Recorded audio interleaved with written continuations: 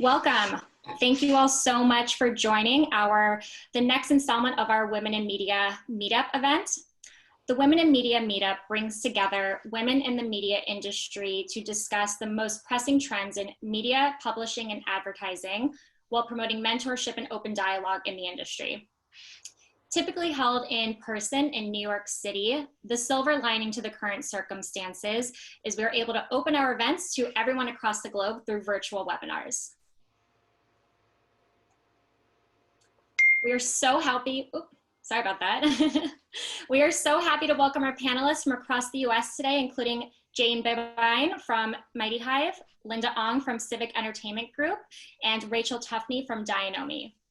Leading the conversation today is Jerry Willis from Fox Business. Today we'll be discussing the new work from anywhere environment, how to navigate the challenges when it comes to managing others, our own professional growth, and breaking through glass screen biases. We will have a Q&A session at the end of the discussion. Everyone will be able to submit their questions via the Q&A portal at the bottom of your Zoom screen. We will prompt everyone when the Q&A session will begin. And now I'll hand it over to Jerry to lead us through the discussion. Hi, everybody. It's great to be with you today. Can you see me?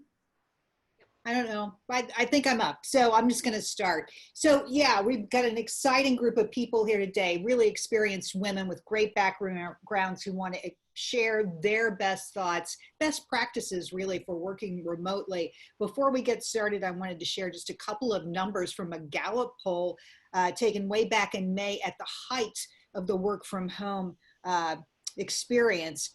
At that time, 52% of Americans who are employed worked from home, and another 18% sometimes worked from home. That's 70% of working Americans working just like we are right now, over the web, over Zoom. That's astonishing.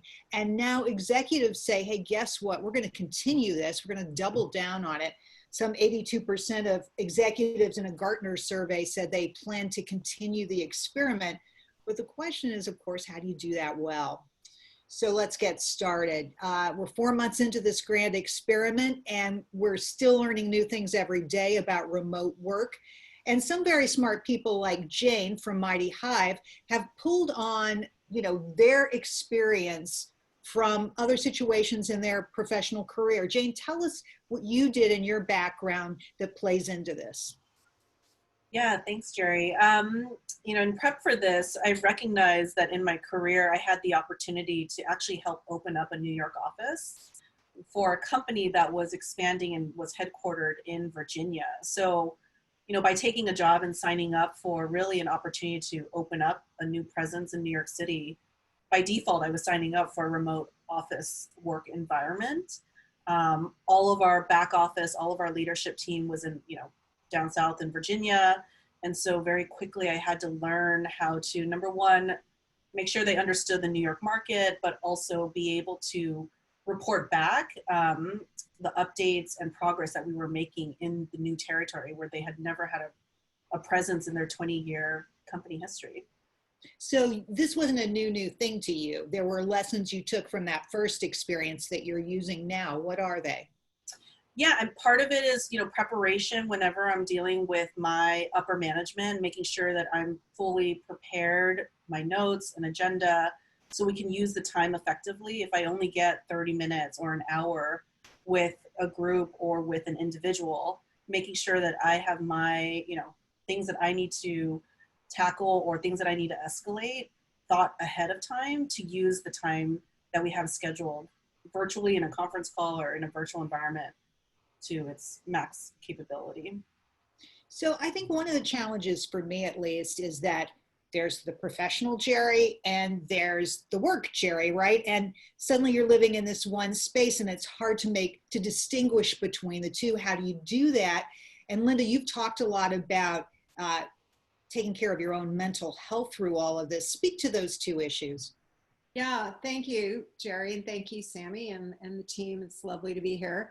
I think, I've actually always worked from home for like the past 20 years. having my own business and also running my own division. So it's been a more natural transition, but not all of my team did. And I think there's a couple of things that I found out in the past 4 months. One of which is that line between personal and professional, as you said, is really porous. And no one is going to wake up in the morning and decide what's best for your schedule. You're the only person that's able to do that. And especially if you're a manager, it's really important to take care of your mental health. I like to talk about the analogy, when you're on a plane. Remember the last time you were on a plane? And they do the flight attendants do the safety briefing, and they say, if the oxygen masks fall down, put it on yourself before you put it on your child or take care of someone else. And I think in a remote work environment, that's especially apt, because if your mental health is not good as a leader or a manager, your team is looking up to you and they're modeling their behavior after you. And you need to make sure that they're doing okay as well. And we've had a number of situations in our organization where remote working was not people's first choice, especially younger and newer employees who are really dependent on that socialization have a hard time with the isolation. So I think there's a couple of things that I recommend. One is, again, really take care of yourself. I sort of sat back and did a back of the envelope calculation. I believe I'm working at 150 to 200% capacity, which probably most people are, because you can. And I think part of that is, I'm not proud of that actually, but I think part of that is because my day, even though I worked from home, I would go to meetings, or I would have a lunch with a business lunch, or have a social lunch. We don't have those breaks. And so literally I'm on Zoom meetings or calls for 6 to 8 hours straight. And unless I take the break, no one's going to give it to me. So one of the things I've been doing is a daily meditation at 3 o'clock. I don't always make it, but it's in my calendar. And my assistant knows that, there's important reasons that it can be pushed off, but as much as possible, try to preserve that space, because by 3 o'clock, I'm fried. And it's a really easy, I can share it. It's a really easy dial in, it's free, and it's a guided meditation with about 2,000 people around the world. And I shared it with my entire office because I really don't want my team burning out. So whether it's taking a lunch break, walking the dog, taking a meditation break, really taking care of your mental health is important, because it's just a really intense time, and we need every ounce of our bandwidth. That's so true. I think you put that so well. And my household, my husband and I are right on top of each other, as so many of you guys have that experience of having a partner that you're sharing a space with. And he is working from 7 a.m. till 5:30 nonstop on Zoom. And I try everything I can to distract him and get him to take a little break. And I think it's super hard now, because we all feel this overwhelming obligation to get this right and to really be listening to people that we work with, and of course people in our household. And Rachel, I wanted you to talk, because kids in the household, how do you deal with that? I mean, if mom's at home, does that mean she's available? Is that the way that works? I mean, I have a 14-year-old stepson, and I think from the get-go, it's where we are now versus when this first outbreak came into fruition. He thought that, and very much similar to you, Jayne, that, you're there, you're accessible, you're in the house, everything is going to carry on. And he's only familiar with the personal Rachel. He's not familiar with the work Rachel. So, there were definitely instances where I was on a very important call and he would come running in, shouting and screaming that he lost his phone. Now, I don't know if you've seen a 14-year-old boy who's lost his phone. That is a very, very scary scene. So, what I would normally do would be like shout and scream, but obviously you realize you're in a computer and I don't want to break my headphones. So, you really have to kind of adapt. And I think from the learning curve, from both my husband's perspective and from my perspective and my stepson, is that we really started to understand each other a lot better, that, this was the routine. I had visibility into his schoolwork, which I've never seen before. And we actually had to create and talk to each other about what is it, what's the challenges, and how are we going to get over doing what is expected of us. So, I think from the get-go, I was starting to become a little bit of a Cinderella, where I was cleaning up after my husband and my stepson, as well as doing my job. And, you know, it's exhausting. I mean, you've got your home life and you've got everything meshed into one. So I think now we're in a completely different place from when we started, because, you know, we've had to have a time out and actually understand each other, understand where we're coming from, to really kind of get to the place where, you know, this is work, this is what's expected, this is what we have to do. So it's not an easy one, but I think going back to even highlighting both what Jayne and Linda said, I think you have to give yourself some time out. It's okay, because I think from a mental health perspective, if you're trying to do everything, it's not sustainable. It's something you can't carry on like that. So like having some time blocked off on your calendar to say, you know what, I'm going to do this, or I'm going to catch up on this. It's good, and you have to do it. Otherwise you can just literally be on a Zoom for your entire life and you miss everything as well. So you're not going to work to the best capacity that you can.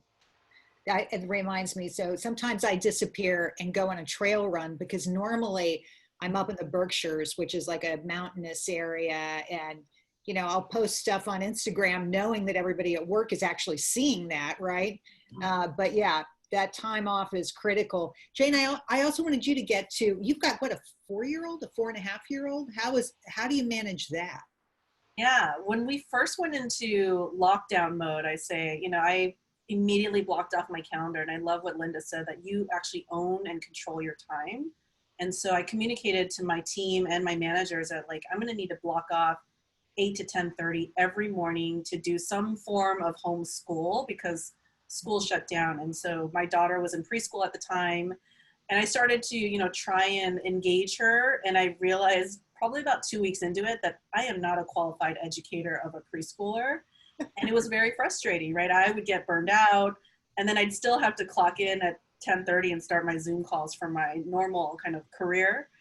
And at the end of the day, I think it's understanding that, you know, there are highly skilled, well-qualified professionals in every avenue, and making sure that you control your time and outsource where you have the ability to outsource. And we've been able to navigate this situation in combining forces with other families that needed childcare from, you know, a qualified educator that helps with coverage. But you have to set your own boundaries and you make it work, you know? So I feel like as a leadership team, it's really important for managers to also realize that their teams are also struggling.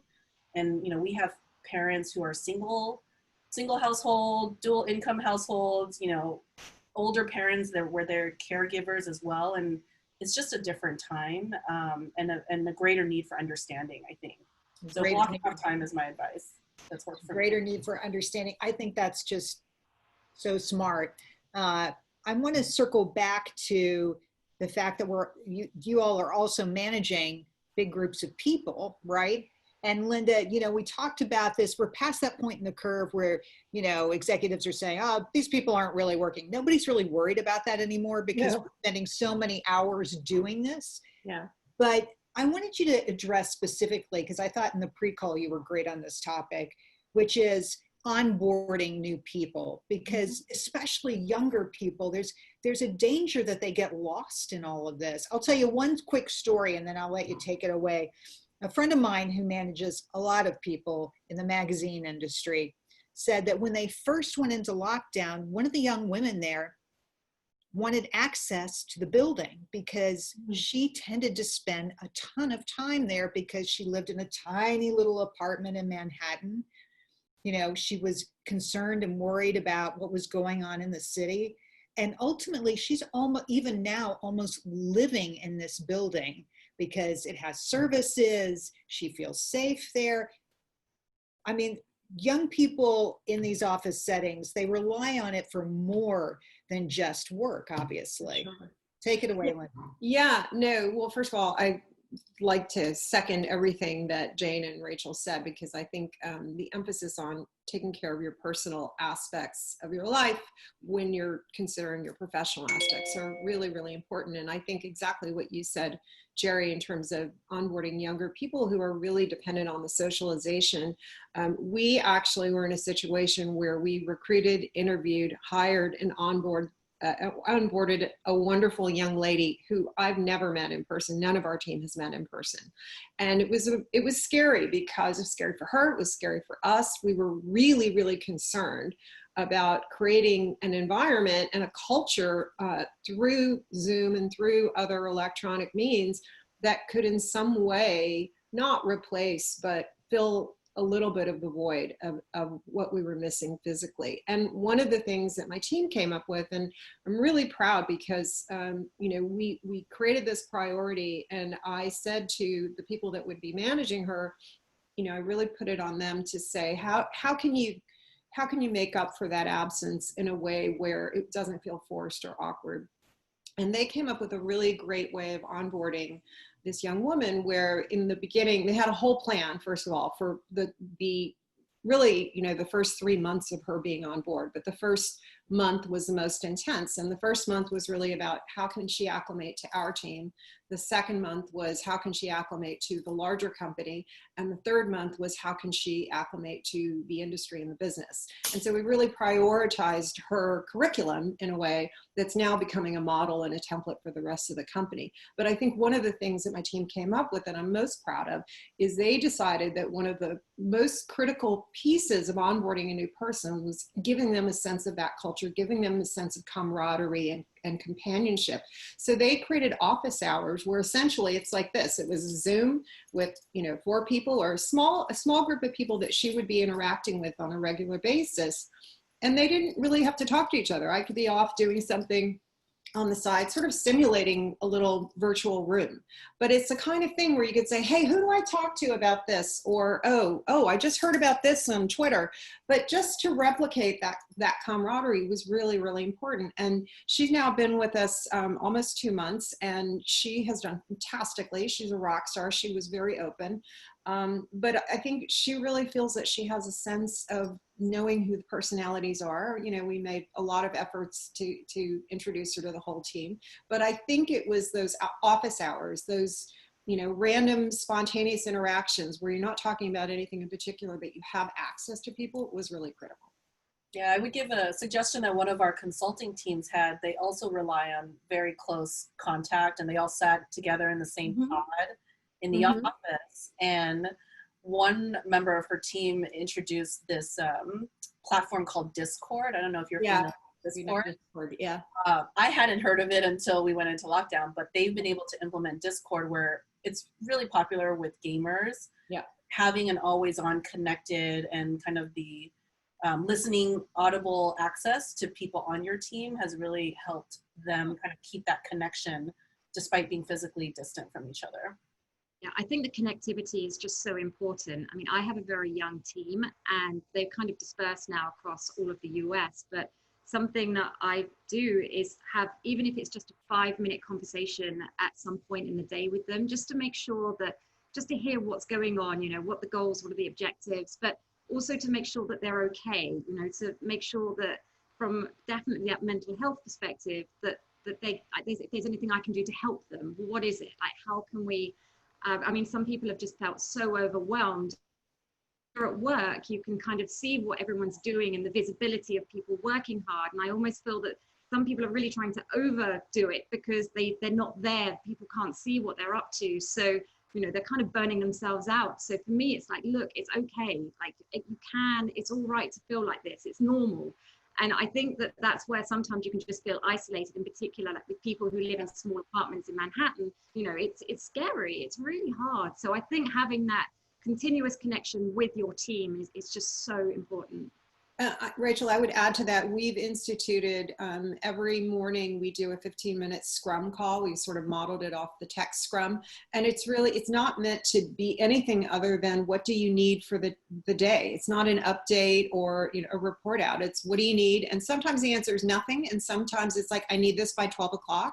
But it also allows you to take the temperature. You can hear tonally, if someone's not really doing so well or whatever, and then I can call and check in privately later. But just doing that 15 minutes, and it's we try to keep it really tight. I would say the only another thing that kind of harkens back to something Jayne and Rachel you were talking about, and Jerry, is I think also really being respectful of meeting times, starting and ending on time, having an agenda, recognizing that people are wall to wall. And so that respect for their time. And I'm always so happy if I can give people 10 minutes back of their day. I even have a client that only schedules 45-minute meetings so that they can try to count on 15 minutes between meetings. So I think those little tricks are really, really important.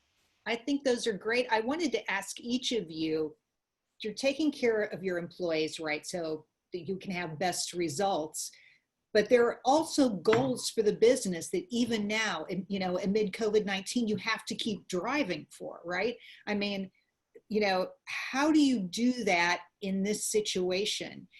Is it much more important to have like clear markers in the sand? By this date, we're doing this. By this date, we're on to stage 2. How do you take care of that? And I'll just throw it out there for anybody who wants to jump in.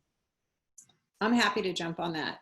Our team is very process driven. It's part of the reason we've been able to take on so much work during COVID, because we are able to work independently in a distributed workforce, as it's now called. And that is, working independently is all about having common goals, right? And so that's why the Scrum every morning is really important, because it gives us an ability to be flexible and change those goals if we need to, or reiterate those goals. But I think really having a very clear process where everyone can go out and take care of the things they need to take care of, but they know how, what they're going to be accountable for and when, is critical. Yeah, I would say for my team, so I have both a sales function and partnerships function as part of my remit. And from a sales perspective, we've gotten better about leveraging that platform to get updates on deals and pipeline and sales opportunities. So we don't actually have to spend the physical booked time in calls to review the updates. It's actually a pre-read ahead of time, and I'm getting people to kind of get in that habit and get more diligent around that. So in the meetings that we have, we can actually be more strategic in our conversations, escalations, and actually celebrate wins or do postmortems and understand why we lost certain deals. So it's much more than just an update to make that time a little bit more productive.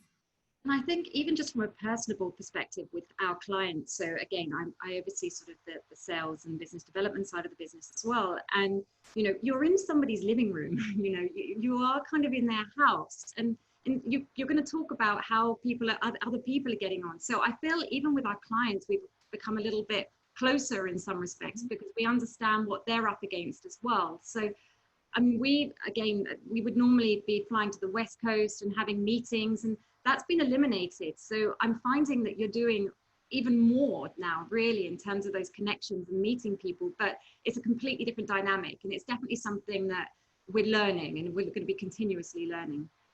So you feel like, just to drill down on this, because I haven't heard this before and I thought it was interesting, Rachel, that people, do you feel like people are getting closer? I mean, from our side of the business, I have made, actually kind of almost semi-made friends with some of these people, but you know, we've been on business calls, and because it is like the child is running in the background, the dog is barking, you know, these are sort of insights that you would never normally have in a boardroom. So, you know, from a personal perspective, you kind of get to know the person on different levels versus, again, maybe it's sort of the back to front, from the personal to the business, but the business also to the personal. So I just think it's kind of interesting that we're beginning to have a little bit more insight, and they're a little bit, maybe even more honest in some ways about what is going to work, what isn't going to work. And there seems to be more of a humanity kind of play behind the conversations that we're having versus definitely business and like personal separated. Yeah, I would second that. I think the other thing that's been, excuse me, really helpful is that we had decided even before COVID to restructure and re-engineer the way our team worked to be more fast and flexible. And that is the key in this environment. And that goes for clients as well. You need to be able to address the issues that they're dealing with and not be rigid about the way you do it. And so a lot of times we've now switched to a more consultative. We used to be very project-based. We still do projects, but what we realized when things are changing so quickly, what people just sometimes need is a trusted partner to help them think things through. And we've sort of rejiggered our our work style to be able to accommodate that. And that's been so liberating for all of us, because we didn't say, no, we're not in that business. We're in this business. We're in the business to help our clients however they need it. And you know, sometimes we come to meetings and just say, what do you need? And they didn't even know, because things are changing so quickly. So talking through the situation, coming up with solutions, even if it wasn't necessarily exactly as we'd scoped the relationship, we just needed to be there as a partner. That is so cool. I want to ask on a totally different topic, and I brought this up in our pre-meeting because I'm kind of obsessed with it.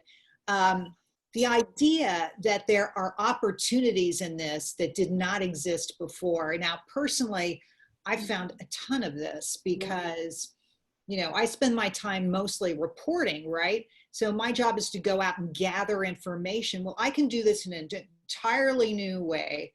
I can grab people and bring them in front of a Zoom camera and put them on the TV. So suddenly, you know, my work is raised to a whole different level. Now, okay, I don't have hair and makeup at my house, right? So I don't look the same. You look great. Great. It's a thing. Well, that's a whole nother conversation about like makeup and clothing. Like we can have a whole Zoom on makeup and clothing on remote. We might have to hit that topic a little bit. But for me, not only did it allow me to elevate my reporting, but I also really started to grapple with the technology of television in a way I never had to before. So, you know, I'm responsible for the camera. My iPhone is my camera with an app. I set up all my own live shots. Yeah, it's giving you new skill sets. Your lighting, yeah. I do everything. And to calling in, to suggesting the graphics, to, I mean, I work with a producer, but that person is generally remote. But it's just been liberating in a certain way. And I wonder if anybody else feels like there's been some awesome part to this that they never expected. For me, I mean, our company is headquartered in London. So, you know, it doesn't make any difference now that these people are in London, because you're still connecting with them. And I feel from Dianomi's perspective, we're better in terms of communicating with the teams overseas now than we've ever been before. So, you know, it just puts that different, like you can, as you say, like within minutes be on a Zoom call. Whereas, you know, quite often previously there was always different other things going on, or meeting rooms being booked, or you couldn't speak to them because of this scenario. Now it is very accessible, in particular from overseas perspective. And that would make a huge difference for you. I mean, one of my questions is also, you know, we talked a lot about how you manage down, but what about shining up? Well, suddenly if you are on the same level with somebody who used to be down the hall in London, that really changes your world, right? Yeah, I would say even for us, you know, definitely in a sales capacity, you're largely on the road. And so that has completely been eliminated as a factor in terms of aligning schedules and making sure that, you know, you can catch up at a certain time. So that's actually created more efficiency of being able to connect with our global clients and colleagues around the world. You know, we've done some amazing collaborations with, I mean, I was on this amazing call with people on our Sydney office and Singapore and London, and we were all collaborating together. And that wouldn't have been possible had we not really pivoted into this virtual working environment to be able to hop on really quickly for an RFP. Yeah, So I would say, sorry. I just wanted to ask a question about that very thing, Jayne, which is, did that sort of speed the plow on that project? Were you able to move much more quickly than you normally would have? Absolutely, because basically from our CEO, they're like, bring in this person, then that person, and everyone can just click on and be on at the right time. I mean, there were some people, you know, in Europe or in Asia that had some odd hours in there, and as well as in the US, but the hardest part to navigate people that were, you know, up in the air and really off the grid, right, because of travel. Yeah, Linda, I'm sorry I interrupted. No, I was just excited about sort of the upside of remote working, which is where you guys were going, Jayne.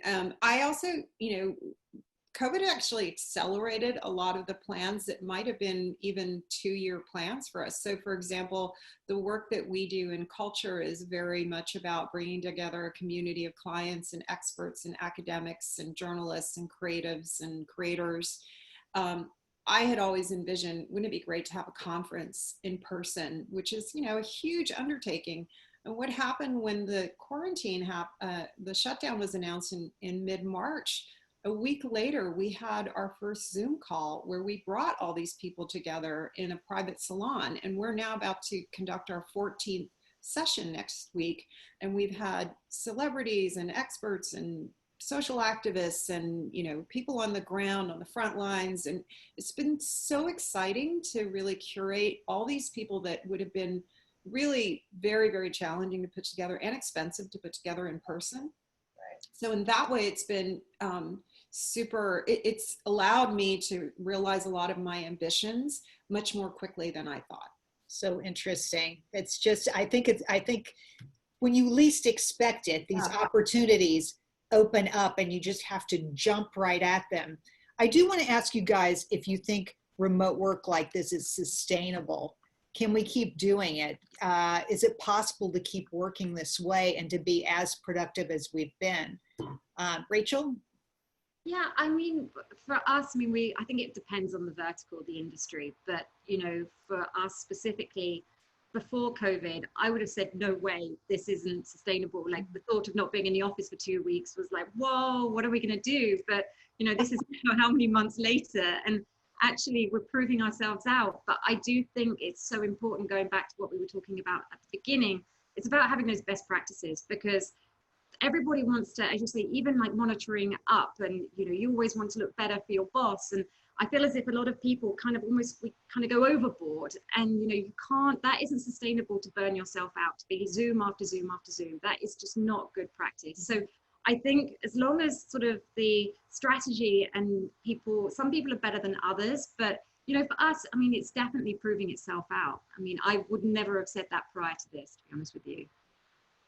Yeah, I think you have to have. Oh, I'm sorry, Wendy, go ahead. I think you have to have either formally or informally a code of conduct of what's expected. I have an informal code with my team, which is, you know, if you feel that you're going to be more on internal calls or even client calls, depending on your role, if you feel that turning off the video gives you, you know, the video piece of it is, we don't really talk about why it's so intense. The video piece is much more demanding than just being on a call or just turning off the video. And sometimes for some of my team members, turning off the video is a great breath of fresh air, because they can multitask, or they can not have, there's a lot of people, and children too, Jayne, you may have experienced this. I've heard some children have, you know, it's very anxiety provoking to be on camera and have to present and have people looking at you. And so I think to your larger question, Jerry, you know, is it sustainable? I think for some people it is. My team has really enjoyed now working remotely. And I think part of that is because we made it work, and made it work to people's advantages and their skill sets, but it's not for everybody. Some people really struggle with it. And I think it's not going to be an all or nothing. I think you've already seen both in colleges and workforces are probably going to have some kind of hybrid situation. So I think for certain types of work, the work I do, which requires a lot of time to think, does really benefit from having that isolation. But if your job is really requiring and dependent on a lot of interaction, it may not be a good thing. But I mean, even looking at sort of time spent, I mean, I've just eliminated 3 hours every day commuting into the city. And that's pretty big. Like, that's a lot of time where now, you know, I'm doing other things. I try and work out, or I try and listen to more podcasts, or that sort of gets my influx of news and information. So, you know, I'm definitely using my time differently now versus what it used to be. So I think, again, that commuting has been a pretty big thing from my perspective. You know, I keep thinking that I would have learned how to macrame or deep sea dive or read Braille, but none of that has happened. And I think it's because there's a steady backbeat of this anxiety about what's going on, right? You don't want to pull completely away, and to Linda's point that she's made so eloquently, you're working so many hours, and in part because you don't want to pull away. We talked a lot about best practices. Let's just put together a list of them. And you guys all say, set up some time on your schedule for yourself. Mental health is number one. What else would you put on that list? You know, I love the idea what Linda was saying about that 45 minutes. You know, when you can, try and put a 45-minute like meeting on the calendar versus an hour, because I think that last 15 minutes to finish up anything that was left behind from that meeting is really, I thought that was super smart. Yeah, one of the things that I started doing is just, so we have an open vacation policy at MightyHive, which a lot of technology companies have, and just taking the day off to fully disconnect. And when we were first into this lockdown, for me, I told my boss, I report to the CEO, I was like, I'm just gonna take Tuesday off. And he was like, are you okay? I said, I'm fine, but I just need a day where I don't talk and I still have childcare, right? Because even though I'm not working and I'm home and it goes into Friday, Saturday, I'm on with my daughter. And so there is no break, particularly for working parents. And I think being thoughtful about moms. Yeah, take the time. Moms are, I mean, every study has shown that regardless of how much the child care is split in the house and the housework, moms still take on way more. It's just who we are. So that's. But I see that though, Linda, and like what you talk about, your feeling of responsibility for your employees' mental health, right? Mm-hmm. I mean, we take on the emotional labor. Women do that, you know, and so I agree, Jayne. It's really important. In fact, I just sent my my boss a note that Friday I'm taking my half day Friday, because also again you have to model the behavior for your team. If your team's not taking time off because you're not, then that's bad for the team. So you know, I really think a lot about modeling behavior, and I'm probably not as good at it as I should be, but because I'm a little bit of, you know, I mean, in fact, I scheduled, and this is the weird thing, we can't travel, and I'm a huge traveler. So I've nowhere that I feel comfortable going. You know, I don't even feel comfortable staying in hotels right now. So I'm taking a week off the end of the summer. And I just said to my boyfriend, we're taking a day trip every day. Because if I sit at home and do nothing, I'm going to work. And I need to, and I know that, you know, the power of travel is so restorative, and the power of seeing new things. And I think that it's not that you're not working, it's that you're going to be better working when you have that, you know, energy and stimulation, and you feel, you know, that you've got new ammunition in your brain. So I think, you know, taking time, I wouldn't even say time off, I would say taking time to really, if you normally take a summer vacation, take a summer vacation. Don't feel that you just have to be tethered to your computer all the time. wow, that is such a great idea. And I am on vacation right now, as a matter of fact. Are you not impressed? Spending it with us. But I'm going to be driving for 11 hours to see my family. Right. Nice. And this is something I never would have done. A lot of people are doing now. Yeah. I never would have done it. And I am frankly kind of freaked out about it, because normally I just get on a plane They're and be faster there. than ever. It's crazy. But I think we're being forced to confront issues and things that we really haven't thought that much about. Do you know what I mean? Some of them personal, some of them work related. You know, what is it do you really want out of your work life? All of these questions are reopened and can be re-examined right now, as you can sort of rewrite, as Linda and all of you have done, Jayne and Rachel have been doing, rewriting what you do with your own imprimatur on it. Like you put your own personality into it in a way that maybe you weren't able to do before. Well, just remember that, like, you know, we look at the history of how cultures have responded to catastrophic events, whether it's the flu in 1918, leading and the end of World War I, you know, leading into the Roaring '20s and the Jazz Age and Surrealism and flappers, you know, or even after the Black Death in the Middle Ages led to the Renaissance. You know, these catastrophic times are really paradigm shifting in terms of the way society functions. And so the way that we can really lean into it, and I'm very optimistic. I mean, it sucks right now, but I'm optimistic that the things that we create now will become, you know, the models for the future. And so I think what we've seen since the beginning of this pandemic, and then, you know, well, actually, we call it perfect storm because it's the pandemic, it's the racial justice movement, it's politics, it's economic, you know, recession, it's climate change. It's, you know, the definition of a perfect storm is disparate events coming together and intensifying each of those events individually. And so that's a lot.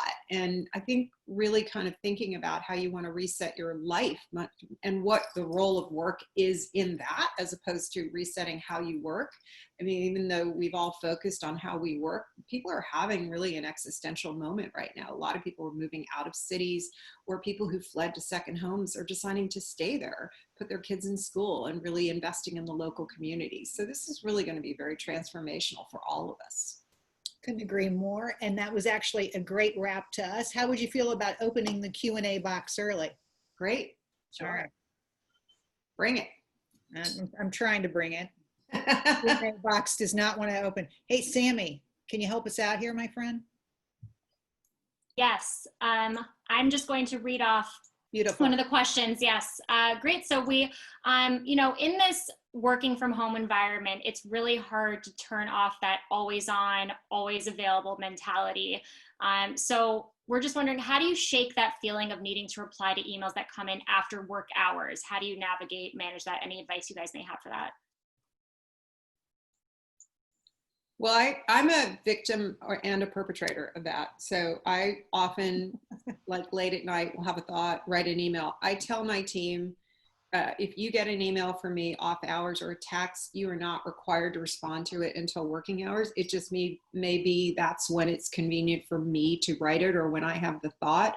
That is only within my team, and it's not with the larger organization. But I think, again, you know, it's just laying down ground rules. And I think if you get an email that's in off hours, you can say, great, I'll respond to you in the morning. And then that way you're recognizing it and acknowledging that, you know, you've received it, but you've also set the ground rules for when you will be working. I think where it's trickier, and I do have colleagues who deal with this, is when you get a call at 6 o'clock on a Friday night and something's due 7 a.m. Monday morning, then it becomes more of a systemic issue that needs to be dealt with perhaps through HR. But I think, again, it comes down to aligning expectations, whether it's formally with a code of conduct or informally with just having a call and saying, listen, you know, my life does not allow me to be responding to you at 11 p.m. on a Saturday night or whatever. But I think it's just communication. Anybody else? Yeah, I mean, I couldn't agree more. I think that just me, who I am, I'm that crazy person who is like, I don't know about my husband. I've just had massive insights. I shouldn't say this just in case. Actually, Jayne already knows my husband. Maybe I shouldn't be saying this, but you know, his inbox is so like, he's got so many unread emails. I can't live like that. But there's a lot of people who can live like that, which I'm learning about. So, you know, it's kind of just sort of maybe from a personal perspective that I'm that person that needs to check in and look, which I need to take time out though as well, kind of going back to what we were originally saying. But it's all about sort of that code of conduct and making sure that the team understand that if I send something, that I do not expect them to be replying immediately. So it's, again, communication is everything. Yeah, I think also as a manager, being thoughtful about the time. And I've been using the boomerang feature on Gmail a lot. So you can actually preset the time and date of your email. So it may be a thought that I want to get down and draft it, but I don't necessarily need to send it in that moment. Right. Using those different types of tools help and set the tone. And you know, I'm a morning person, so I'm doing emails 5 a.m. my time, but that's because that's before my daughter wakes up, right? And making sure my team understands that this is the time shifting I have to do to get the job done, but also it's not an expectation that they would need to respond in the same hour. I love that. I didn't know about Boomerang. I just draft a bunch of things and I stick them in my drafts folder, and then when the workday comes, I send them. Get the I'm gonna have to try that. Yeah, get the boomerang plugin. Okay, cool. There's a great question here that I wanted to bring up from Stacy, who asks this. I don't know, do you guys know Professor Scott Galloway? Mm-hmm. Okay. Not personally. He is an NYU business prof, former VC, very outspoken about the tech industry. The question is this: Professor Scott Galloway has called this a cosmic opportunity time. What is the cosmic opportunity for the media business? It's a good question. Anybody? I will say what we've been looking at as the cosmic opportunity is helping people achieve media literacy, meaning helping people understand what's fake news, what's misinformation. You know, it's hard, and especially with deep fakes, I'm very scared. I think that especially going into this political season, it'll be very, very interesting because, you know, we see the tech platforms are not all uniformly taking responsibility for their content. So once again, it's on consumers to figure out how to navigate this world. But I think what media companies really need to be able to do is create some kind of trust with their audiences so that people really, and to encourage the building of skill sets so people can be more critical of the information they get. Yeah, I mean, I worked many years at Dow Jones, Wall Street Journal, and, you know, it is about the trust is just so important. And I think right now, and again, with sort of, in particular with financial institutions, being able to put the right content out that's going to help navigate this very sort of disturbing time for a lot of people, like how do you, from a media perspective, I think, again, the trust is the number one key to success on this. But I think, you know, subscriptions, getting people understanding that from a journalistic point of view, that these are quality environments. This is news that's really very much needed in the world right now. And it is, as you say, there's quite a lot of out there. From my perspective, we have failed massively over the last couple of years on a variety of fronts, including it took us forever to get onto the Me Too movement, which is shocking to me. And it's a call to arms, really, for people like me on the front lines. It's a real call to arms. Here's a great question. What advice do you have for women in mid-career trying to find the next career step during a pandemic and working at home? Anybody? That's a hard one. And we're always asking these questions and facing these questions. How do you, Jayne, can I bring you in on this? Bring me in on this. Yeah, I mean, I have a lot of folks, you know, friends that have been severely impacted just because of the industries that they are in. And so leveraging my network to help extend their ability to network and find new opportunities, or even rethink their career in some cases, right? If they were in hospitality and travel and some of these hard hit industries. So I think it's an opportunity to really leverage your own network, you know, going as far back as who you went to undergrad with, or maybe who you grew up with. And you never know that at this point, everyone else has expanded their network as well.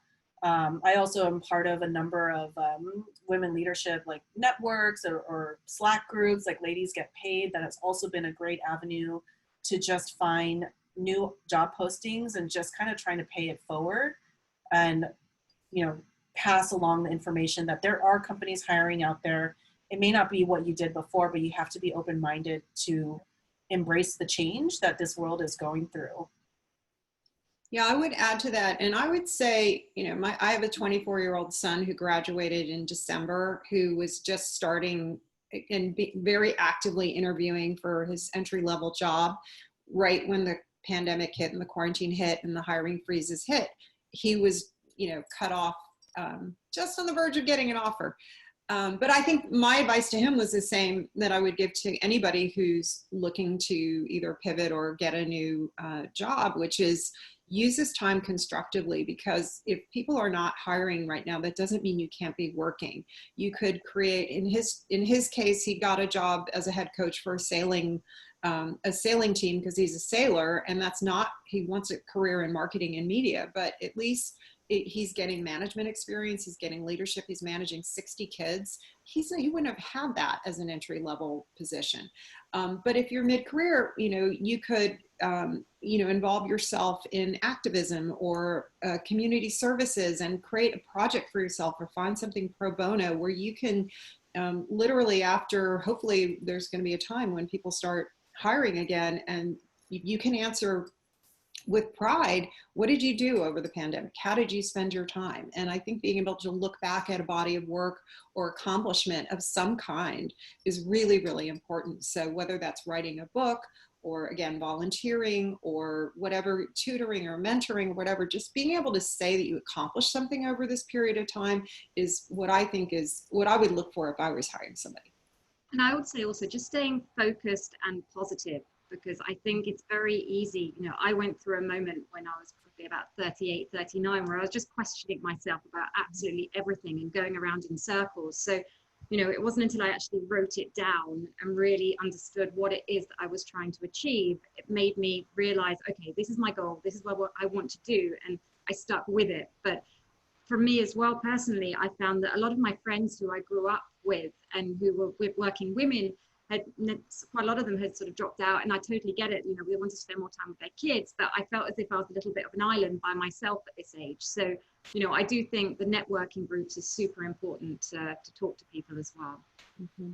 I want to move on to another question from the audience. This is from Jeannie Meyer, and this is a fun one, so get ready.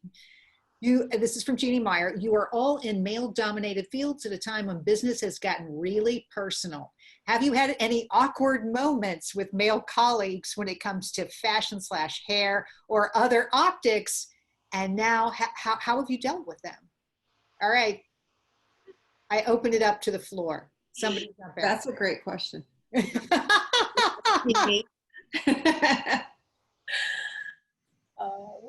I don't know if it's awkward, but I think the challenge with hair salons and barbers being closed has definitely shown me a new side of a lot of my male colleagues that are hiding their hair under their caps when we're on call.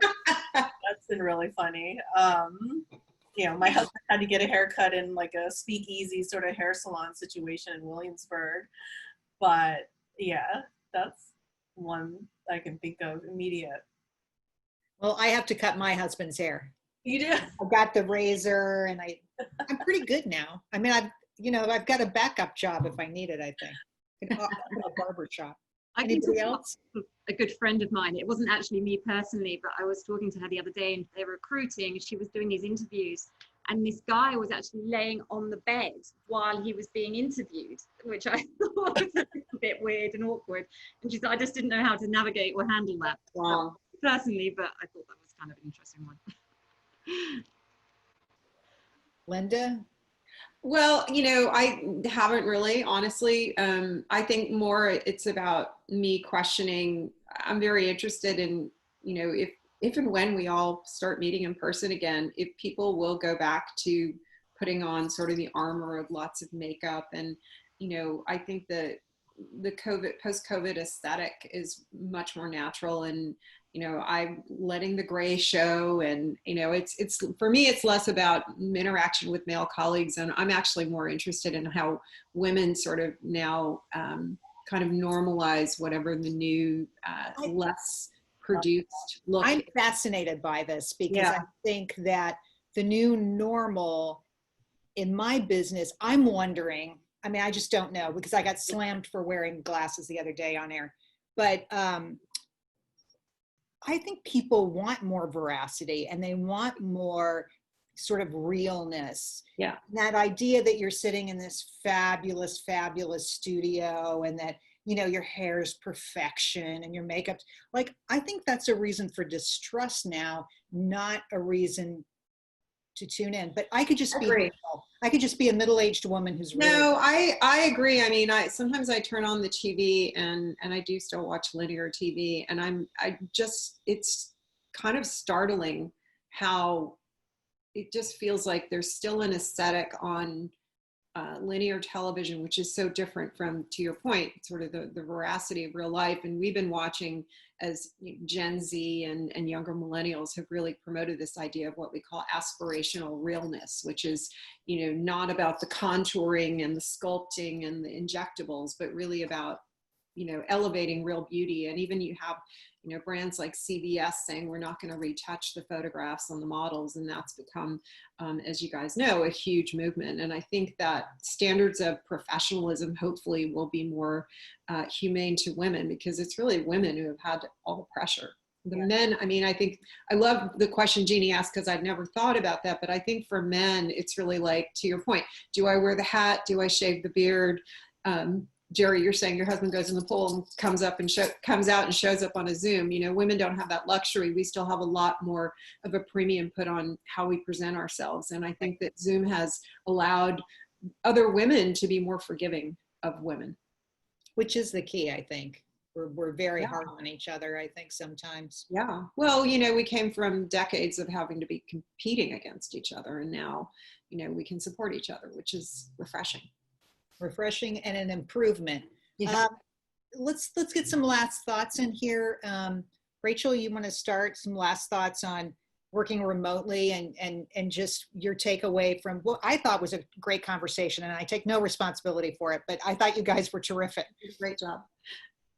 I mean, I think connectivity, I think being able to make sure that you're communicating with your team, just having regular check-ins, just making sure that everyone's okay and healthy and happy, you know, that is how we're going to continue doing this. I think that's just the most important thing right now for me. Jayne? Yeah, I think one of the things that we're wrestling with as a leadership team is going forward, giving our employees the flexibility, because we do have a younger millennial workforce that might have a multi-roommate situation, and working from home for an extended period of time might not actually be feasible, or parents who are actually asking for a workspace. And so I think having flexibility and going back to that greater understanding that everyone's situation is different and carrying a different load of life on their plate. And then also just having the opportunity to show your best self when you are on, or in some cases, be okay with turning off the camera, and you can still be as productive. And I think also putting up those boundaries to have the time off and disconnect, that's something that I have found that has helped me. Linda, want to wrap us up here? Yeah, sure. I would just say be kind to yourself. I think women especially can be very hard on ourselves because we haven't traditionally had a lot of people propping us up in our lives and in culture. And so, you know, sometimes I say to myself, what's the one thing I can get done today because I'm overwhelmed by so many things? Or sometimes I have to say to myself, you know what, this is just do the best you can. And that's enough. And, you know, maybe in another era, you would have attacked a situation or a challenge differently. And now, you know, times are so different. We're all challenged. It's not personal. So everyone's just trying to do the best they can and, you know, really be kind to yourself about, you know, sit back and appreciate what you have been able to accomplish. And if you're fortunate enough to not be in great economic strife right now, just be grateful. I would add one thought: experiment. Now is a great time to try something new. Totally agree. Step out of yourself and be creative, because people aren't expecting it. And when they're not expecting it, that's the time to deliver, I think. Thanks to everybody. Sammy, you want to come back in here? Yes, thank you all so much for joining, and a special thanks to our panelists and moderator for such an amazing conversation. These tips were so helpful. We will be putting these all together in a blog post, so we'll be sure to share that with you all in the next week or so. Please also remember to join our Women and Media group on meetup.com to stay up to date with our programming, and we hope to see you all next time.